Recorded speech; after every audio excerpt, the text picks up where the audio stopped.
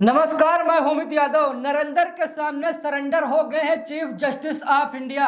मुख्य चुनाव आयुक्त और चुनाव आयुक्त की नियुक्ति की सुनवाई वाली पैनल से सीजेआई जस्टिस सूर्यकांत साहब ने अपने आप को अलग कर लिया है। दोस्तों, पहले क्या होता था कि जब मुख्य चुनाव आयुक्त का चयन होता था तो सीजेआई करते थे, प्रधानमंत्री करते थे और नेता विपक्ष करता था। लेकिन 2023 में प्रधानमंत्री नरेंद्र मोदी एक कानून लाते हैं जिसमें सीजेआई को बाहर कर दिया जाता है और मुख्य चुनाव आयुक्त का चयन प्रधानमंत्री और कैबिनेट का एक मंत्री और नेता प्रतिपक्ष यानी कि देखा जाए तो नरेंद्र मोदी ही करने लगे। और दोस्तों, इसी मामले को लेकर सुप्रीम कोर्ट में सुनवाई हुई कि भाई सीजेआई सूर्यकांत साहब, आप देखिए, मैं यानी कि देखा जाए तो जो जनता है वो सीजेआई साहब से कह रही थी भाई आप सुनवाई कीजिए, और अभी तक जो आप मुख्य चुनाव आयुक्त की नियुक्ति से बाहर था सीजेआई, उन्हें अब शामिल कर लीजिए। इसी मामले की सुनवाई करने की बात सीजेआई साहब से की जा रही थी, लेकिन सीजेआई जस्टिस सूर्यकांत साहब ने अपने आप को अलग कर लिया।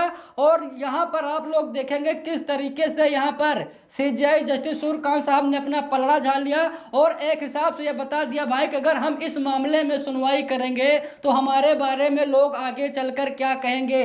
क्या जस्टिस सूर्यकांत साहब डर गए हैं? दोस्तों, आप लोगों को पता होगा, जहाँ पर सुब्रमण्यम स्वामी का एक बयान हम लोगों ने देखा था, जहाँ पर उन्होंने कहा था कि भाई अगर कोई अमित शाह के खिलाफ कोई फैसला सुनाता है जज, तो अमित शाह उसकी खोपड़ी तोड़वा देते हैं। तो क्या शायद सीजेआई जस्टिस सूर्यकांत साहब को खोपड़ी तोड़वाने का डर सता रहा है? क्योंकि जिस तरीके से हम लोगों को पता है कि सुब्रमण्यम स्वामी ने बहुत बड़ा आरोप लगाया था, लेकिन आज आप लोग देखेंगे किस तरीके से नरेंद्र के सामने सरेंडर हो गए हैं चीफ जस्टिस ऑफ इंडिया।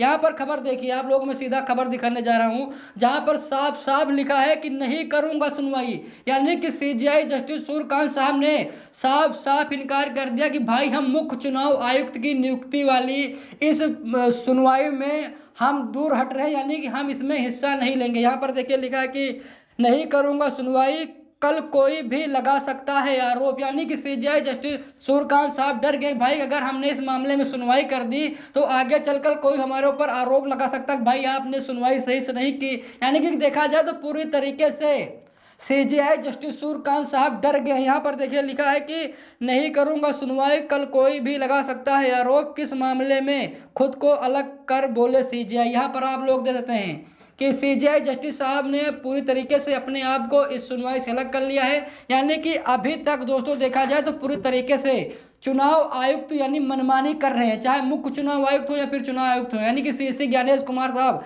लगातार मनमानी कर रहे हैं और इसी मनमानी को रोकने के लिए सुप्रीम कोर्ट में सुनवाई होने जा रही थी कि भाई देखिए सीजेआई जस्टिस सूर्यकांत साहब आप सुनवाई कीजिए। अभी तक क्या है कि सीजेआई को बाहर रखा गया है मुख्य चुनाव आयुक्त की नियुक्ति में, और आप सुनवाई कीजिए और इसमें आप सीजेआई को शामिल कीजिए ताकि निष्पक्ष मुख्य चुनाव आयुक्त का चयन किया जा सके, यानी कि उनकी नियुक्ति की जा सके। अब दोस्तों, आप लोगों को पता होगा कि राहुल गांधी लगातार मुख्य चुनाव आयुक्त की नियुक्ति को लेकर लगातार विरोध कर रहे थे, भाई आप ज्ञानेश कुमार को मुख्य चुनाव आयुक्त मत बनाइए।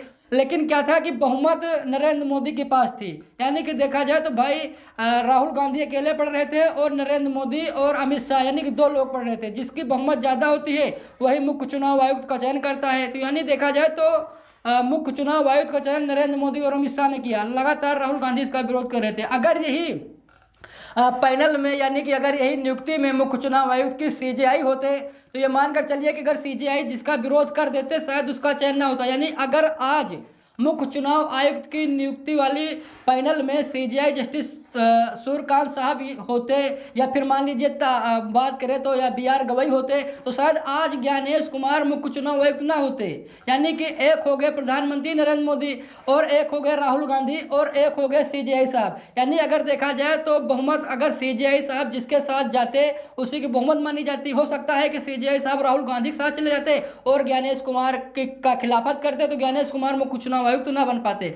इसी मामले को लेकर आज सुप्रीम कोर्ट में सुनवाई को लेकर बात हुई कि सीजेआई साहब आप सुनवाई कीजिए और मुख्य चुनाव आयुक्त की जो नियुक्ति है उसमें आप शामिल हो जाइए। लेकिन पूरी तरीके से यहाँ पर सीजेआई सूर्यकांत साहब ने अपने आप को अलग कर लिया। देखिए यहाँ पर खबर साफ साफ लिखा है कि सीजेआई ने कहा कि इस मामले की सुनवाई ऐसे पीठ द्वारा करना उपयुक्त होगा जिसमें कोई भी जज चीफ जस्टिस बनने के क्रम में शामिल ना हो। यहाँ पर देखिए सीजेआई जस्टिस सूर्यकांत साहब ने अपना पलड़ा झाड़ लिया और कहा कि भाई ऐसे मामले की सुनवाई उस पीठ को करनी चाहिए जिसमें चीफ जस्टिस की रेस में कोई जज ना हो, यानी कि उस पीठ को यह मामला की सुनवाई करनी चाहिए जिसमें कोई चीफ जस्टिस बनना ना चाहे, यानी कि उसकी रेस ना हो, उसी को इस मामले की सुनवाई करनी चाहिए। देखिए यहाँ पर लिखा है कि याचिकाकर्ताओं में से एक की ओर से पेश हुए अधिवक्ता प्रशांत भूषण साहब ने सीजीआई के इस विचार का समर्थन किया। यहाँ पर देखिए लिखा है कि देश के मुख्य न्यायाधीश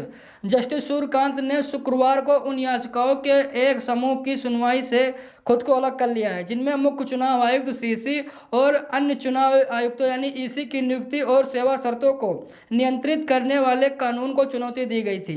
सीजीआई सूर्यकांत, जस्टिस जयमाल्या बागची और जस्टिस विपुल एम पंचोली की पीठ को आज इस मामले की सुनवाई करनी थी, तभी सीजीआई ने हितों के टकराव की बात उठाते हुए खुद को सुनवाई से अलग करने का फैसला लिया। यानी कि पूरी तरीके से सीजीआई जस्टिस सूर्यकांत साहब ने अपने आप को अलग कर लिया और उन्होंने कहा भाई हम इस मामले की सुनवाई नहीं करेंगे, क्योंकि हो सकता है कि बाद में हमें बदनामी का सामना करना पड़े, लोग मेरे बारे में उल्टा सीधा हमारे बारे में उल्टा सीधी बात करें, इसीलिए हम चाहते हैं कि भाई इस मामले की सुनवाई हम नहीं करेंगे। और सीजीआई साहब ने यह भी कह दिया कि भाई इस मामले की सुनवाई उस पीठ को करनी चाहिए जिसमें कोई सीजीआई की रेस में ना हो, यानी कि देखा जाए तो इस मामले की सुनवाई उस पीठ को करनी चाहिए जिसमें कोई सीजीआई बनना ना चाहता हो। यहाँ पर देखिए खबर में साफ साफ लिखा है कि बार एंड बेंच के मुताबिक इस दौरान सीजीआई ने टिप्पणी की, क्या मुझे इस मामले की सुनवाई करनी चाहिए?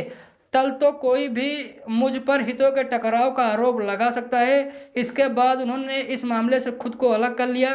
गौरतलब है कि जिस कानून को चुनौती दी गई उस पर इस आधार पर फैसला उठाए गए हैं कि यह चुनाव आयुक्तों के चयन के लिए गठित पैनल से भारत के मुख्य न्यायाधीश को बाहर रखता है। यहाँ पर बहुत अच्छी बात, यहाँ पर जो ये बात कही गई भाई चुनौती जो दी गई उसमें साफ साफ कहा गया भाई मुख्य चुनाव आयुक्तों की नियुक्ति वाली पैनल से सीजीआई साहब को बाहर कर दिया गया है। यानी कि देखा जाए तो पूरी तरीके से मनमानी की जा रही है, तानाशाही की जा रही है। और 2023 में नरेंद्र मोदी का जो ये कानून लेकर आए यही मकसद था कि भाई पूरी तरीके से जो मुख्य चुनाव आयुक्त होता है उसको अपने अंडर में ले लिया जाए, अपनी उंगली पर नचाया जाए, और इसीलिए इस पैनल से सीजीआई साहब को 2023 से बाहर कर दिया गया। और अब इसी मामले को लेकर सुनवाई करनी थी सीजीआई साहब को, भाई आप सुनवाई कीजिए और अभी तक जो आप पैनल से बाहर थे मुख्य चुनाव आयुक्त की नियुक्ति से, आप इस पैनल में आ जाइए और निष्पक्ष मुख्य चुनाव आयुक्त का चयन किया जाए, तभी दोस्तों आप लोगों को पता होगा तभी संविधान बचेगा, तभी ये मानकर चलिए कि लोकतंत्र बचेगा। अगर ऐसे ही नरेंद्र मोदी और अमित शाह मुख्य चुनाव आयुक्तों का चयन करते रहेंगे तो लोकतंत्र की हत्या होती रहेगी। और दोस्तों ये बहुत आप समझ सकते हैं कि बहुत दुखद खबर है कि सीजीआई जस्टिस सूर्यकांत साहब ने अपने आप को इस पैनल की सुनवाई से अलग कर लिया है। बहुत दुखद खबर है। बाकी आप लोगों को क्या रहे कमेंट करके जरूर बताइएगा, वीडियो को लाइक शेयर कीजिएगा। मिलते हैं दूसरी वीडियो में, तब तक के लिए बहुत बहुत धन्यवाद।